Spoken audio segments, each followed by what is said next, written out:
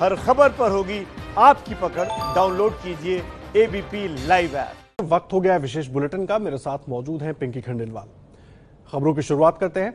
ABP news से exclusive interview में रक्षा मंत्री राजनाथ सिंह ने कहा कि एलएसी पर चीन से वैचारिक मतभेद है, लेकिन चीन से एलएसी वैचारिक मतभेद तो है, लेकिन इसको सुलझाने की कवायद और कोशिशें लगातार जारी है। इसको लेकर दोनों देशों के बीच सैन्य और कूटनीतिक बातचीत चल रही है। उन्होंने देश के लोगों को आश्वस्त किया कि चिंता करने की बात नहीं है। देश में पीएम मोदी के नेतृत्व में मजबूत सरकार है। उन्होंने कहा कि भारत कभी युद्ध नहीं चाहता, लेकिन कोई भारत को डरा भी नहीं सकता है। मोदी सरकार के दूसरे कार्यकाल के 1 साल पूरा होने के मौके पर बीजेपी अध्यक्ष जेपी नड्डा ने पीएम नरेंद्र मोदी को बधाई और शुभकामनाएं दी। पार्टी अध्यक्ष ने कहा कि दूसरे कार्यकाल में पीएम मोदी ने कई बोल्ड और हार्ड फैसले लिए हैं। उन्होंने कहा कि सरकार ने 70 साल की कमियों को 6 साल में दूर किया है। इस मौके पर जेपी नड्डा ने कमल संदेश के विशेषांक का विमोचन किया, जिसके जरिए आत्मनिर्भर भारत का संदेश घर घर तक पहुंचाया जाएगा। कोरोना संकट के बीच आज पीएम मोदी के दूसरे कार्यकाल का 1 साल पूरा हो गया। इस मौके पर प्रधानमंत्री मोदी ने राष्ट्र के नाम एक चिट्ठी जारी की है। इस चिट्ठी में सरकार के पूरे 1 साल के कामकाज का लेखा जोखा तो है ही, साथ में कोरोना को लेकर भी बड़ा संदेश दिया गया है। पीएम मोदी ने लिखा है कि कोरोना से असुविधा है, लेकिन जीवन के लिए इसे आफत ना बनने दें।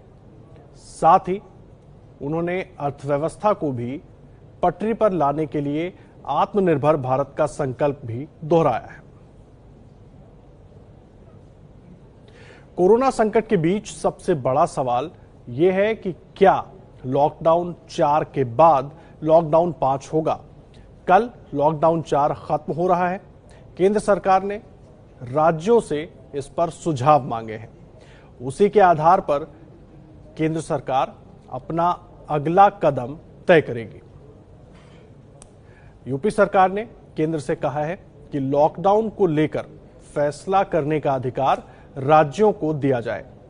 साथ ही अंतरराज्यीय मामलों में या तो केंद्र तय करे या फिर 2 राज्यों की आपसी सहमति के आधार पर फैसला हो।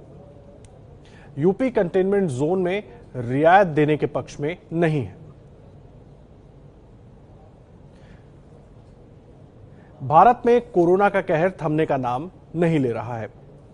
पिछले 24 घंटे में 7,964 नए मरीज सामने आए हैं। तो वहीं एक दिन में पहली बार सबसे ज्यादा 265 लोगों की जान चली गई है। देश में कोरोना संक्रमितों की संख्या 1,73,000 के पार पहुंच चुकी है। हालांकि राहत की बात यह है कि एक दिन में सबसे अधिक 11,264 मरीज ठीक भी हुए हैं। जम्मू कश्मीर में सुरक्षा बलों ने मुठभेड़ में 2 आतंकियों को मार गिराया है। आज सुबह कुलगाम के वानपोरा इलाके में 2 से 3 आतंकियों के छिपे होने की खबर मिली थी, जिसके बाद सुरक्षा बलों ने आतंकियों की घेराबंदी की तो आतंकी फायरिंग करने लगे। जवाबी कार्रवाई में 2 आतंकी मारे गए। मारे गए आतंकियों से भारी मात्रा में हथियार बरामद किए गए हैं। कोरोना काल में टिड्डियों के आतंक से नया संकट पैदा हो गया है। देश के 7 राज्यों में टिड्डी फसल को नुकसान पहुंचा रहे हैं। बड़ी बात यह है कि टिड्डियों की वजह से विमान यात्रा को भी खतरा पैदा हो गया है। डीजीसीए ने गाइडलाइन जारी की है और जरूरी एहतियात बरतने को कहा है। एमपी सरकार के किसान कल्याण और कृषि विकास मंत्री ने कहा है कि टिड्डी दल की निगरानी के लिए मध्य प्रदेश के सभी जिले हाई अलर्ट पर हैं। राजस्थान के 18 जिले टिड्डी दल के हमले से सबसे ज्यादा प्रभावित हैं। अभी टिड्डी दल देश के 7 राज्य राजस्थान, गुजरात, महाराष्ट्र, मध्य प्रदेश, हरियाणा, आंध्र प्रदेश और उत्तर प्रदेश के सीमावर्ती इलाकों में सक्रिय है।